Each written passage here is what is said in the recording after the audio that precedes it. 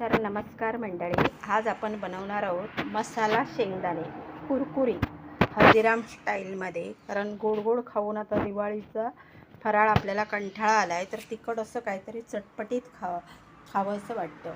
तर मी हे अर्धा किलो शेंगदाणे घेतलेले आहेत. तर हे अर्धा किलो शेंगदाणे मी धुवून घेते. तर हे स्वच्छ धुवून घेते. हे शेंगदाणे मी धुवून चाळणीमध्ये काढून घेतलेले आहेत, म्हणजे आपल्याला फक्त ते ओले करून घ्यायचे आहे. तर आपण त्याच्यासाठी लागणारे मसाले घेणार आहोत. तर मी हे 200 ग्रॅम बेसन घेतलेलं आहे. हे 1 चमचा तांदळाचं पीठ घेतलेलं आहे. हे एक 50 ग्रॅम कॉर्नफ्लॉवर घेतलेलं आहे. हे लिंबू सत्व सायट्रिक ॲसिड घेतलेलं आहे. ही बेडगी आणि काश्मीरी मिरचीची पूड घेतलेली आहे. हे मीठ घेतलेलं आहे. ही आला लसूणची पेस्ट घेतलेली आहे. हा चिमूटभर सोडा घेतलेला आहे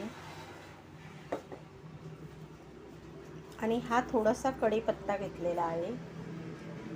ही धना पावडर आणि जिरा पावडर घेतलेली आहे आणि हा चिमूटभर कलर घालणार आहे. तर आता हे सगळे मसाले मिक्स करून घेते.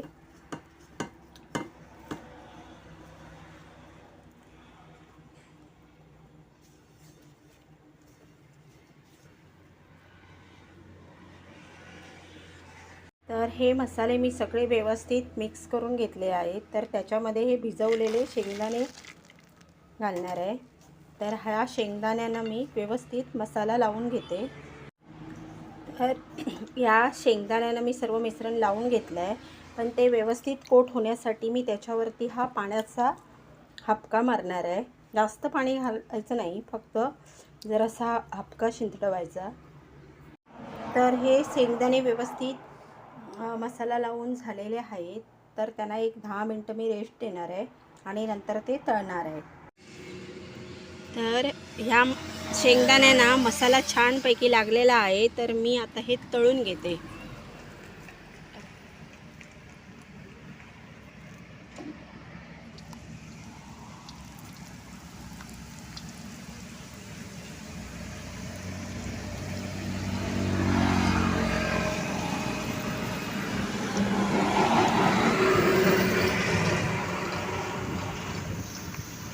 तर असे थोडे थोडे टाकून ते तळून घ्यायचे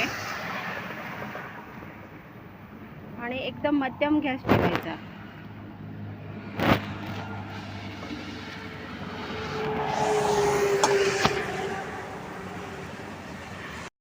तर आपण चिमूटभर सोडा टाकल्यामुळे त्याला ही अशी झाक आलेली आहे.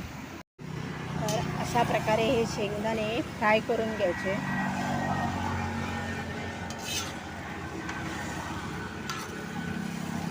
तर माझी पहिली बॅच तळून झालेली आहे. ही दुसरी बॅच आहे. हे बघा, हे अशा प्रकारे शेंगदाणे तळून झालेले आहेत.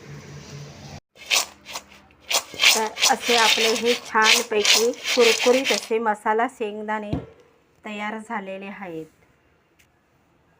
तर यामध्ये मी हा थोडासा चाट मसाला घालते, एकदम चटपटा होण्यासाठी.